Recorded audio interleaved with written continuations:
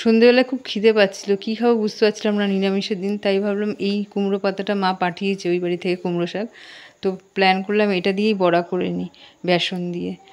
তাই একটুখানি হাত দিয়ে এটাকে বেশ ম্যাশ করে দিলাম, নাহলে খড়খড়ে ব্যাপারটা থাকবে। তো ম্যাশ করে ধুয়ে নিলাম, জলে একটু ভিজিয়ে রাখলাম।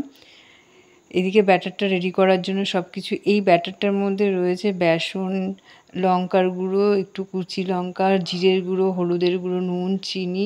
বাড়িতে যদি পোস্ত থাকে, কালো জিরে থাকে দিতে পারো, চালের গুঁড়ো থাকলে দিতে পারো। তো যার বাড়িতে যেরকম আছে দিলেই হলো, খুব সুন্দর লাগে, যেরমভাবেই দেবে ভালো লাগবে।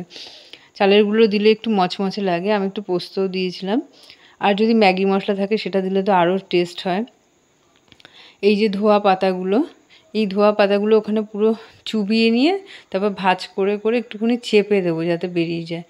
এবার গরম গরম কড়া কড়া ভাজা, খুব পোড়ায়নি, পোড়ালে শাকের টেস্টটাই চেঞ্জ হয়ে যাবে। এই যে চা দিয়ে, উনি আবার চা দিয়ে খাবেন আমার হাজব্যান্ড, বলে এত সুন্দর করেছো, চা হলে জমে যেত ব্যাপারটা। তো পিয়া রানী এসেছে, আমি পিয়া রানীকে বললাম পিয়া রানী খেয়ে দেখো। ও বললো দিদি খুব ভালো হয়েছে, কীভাবে বানিয়েছো বলো, আমিও বাড়িতে ট্রাই করব।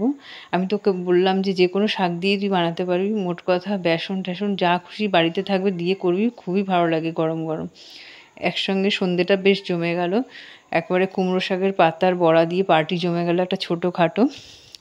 আমাদের বেশ মজাই হলো, সন্ধ্যাটা খুব সুন্দরভাবে কাটলো, আমি ভাবতেও পারিনি এটা একদমই মানে হঠাৎ